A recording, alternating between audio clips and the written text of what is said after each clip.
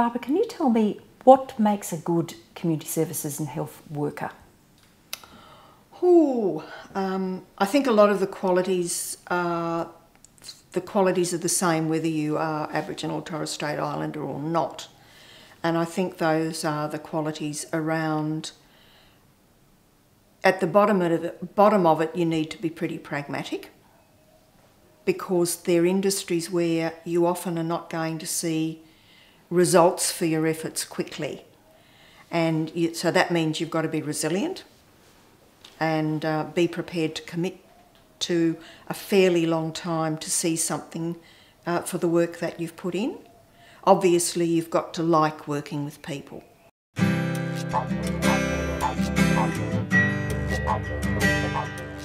Do people need to have finished school to do these courses? No, they don't.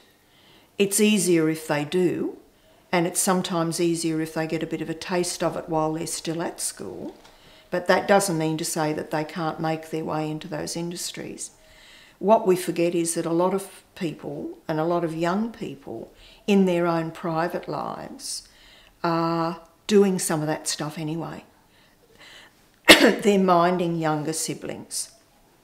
They're looking after extended family. They're looking after aged relatives. I mean, there are some amazing statistics about the number of school-age kids who are carers for aged and sick relatives. And so a lot of them are already doing the stuff, and they probably don't think of it as a career because it's what they're doing, and they have to do it because it's their family.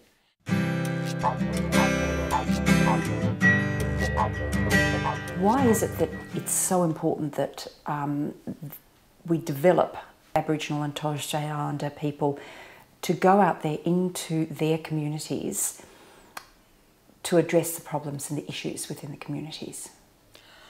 Well, because the problems and the issues in the community are not going to be resolved if we constantly rely on a non-Indigenous workforce. You can't wander around with the rhetoric of empowerment, community development, and then not allow people to access jobs. So it must be very difficult for people if they're living in a community where people are constantly talking, as they do, about pride in your community and keeping your culture strong, which has become a bit of an overworked term. And when those people look around them in the community, the people who have the jobs that earn them money, that allow them a level of dignity, are not Aboriginal and Torres Strait Islander people. Training that really works well is training that's done on the job. And training is done really well where you can physically show somebody the results of not doing something properly. Our organisation's doing some training at the moment, which is we've taken a group of women who have some basic, what you might call environmental health worker skills, and they're a cleaning crew, and they do contract cleaning in their community. And what we're doing is increasing their skill set so that they can then work as tenant support workers. That means they can support the tenants who are going into all of this brand new housing that's being built in remote communities. And very often those tenants are going into houses without all of the knowledge that they need about how to actually keep that house healthy, keep it working and keep it safe. And we're delivering the training by going into the community and actually observing people doing their cleaning, observing them carrying out their contract work, and then doing things like, okay, so you think you've cleaned these surfaces? Okay, now we'll do a swab, and now we'll take it back and we'll put it under the blue light, and there's all the bacteria. And the other models that really work is where you engage Aboriginal Torres Strait Islander people in that community who may have a particular status. So they might be elders, they might be very well respected people, they may be people who have worked in that industry when they were younger and now they've retired. And I think that a model of where you engage those people and have them contribute to the training is also another model that works really well. I think that sometimes the culture of the industry is something that people find difficult to cope with.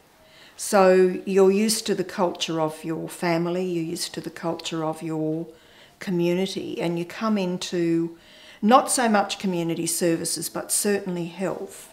You come into an industry that's run in a very hierarchical manner, and this extraordinarily Western model, which is not holistic, even though we try really hard to talk about doing that. So it's a very different approach to health than particularly people who are living in a more community sense. Their approach to health is very different. And so what we do is we divorce the health issue from the rest of the person and from what else is going on around them. And it's very Western in its approach.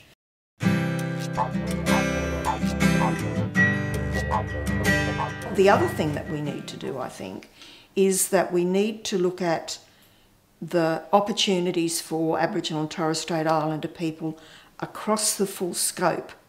What we've tended to do is to create particular positions, a particular occupation, and we see Aboriginal and Torres Strait Islander people as working in those positions. And we don't look at things like dental assisting, we don't think it as things of dietitians, physiotherapists.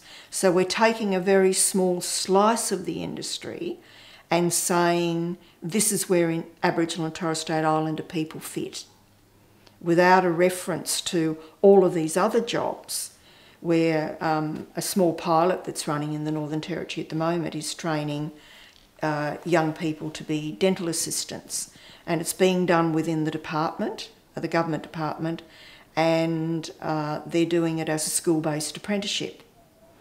Now, I think there are 5 or 6 people doing it. If they finish that course, they can walk out of school, walk around the central business district, which is a very small orbit, and they could all get a job. Why do you think it's so important for Aboriginal and Torres Strait Islander people to take up this qualification? How will it transform their lives?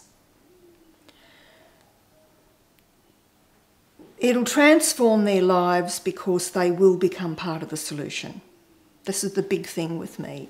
If they stand outside the industry and watch other people doing things to their families and their communities, then they will continue to be seen as part of the problem. They will continue maybe to be seen as a victim.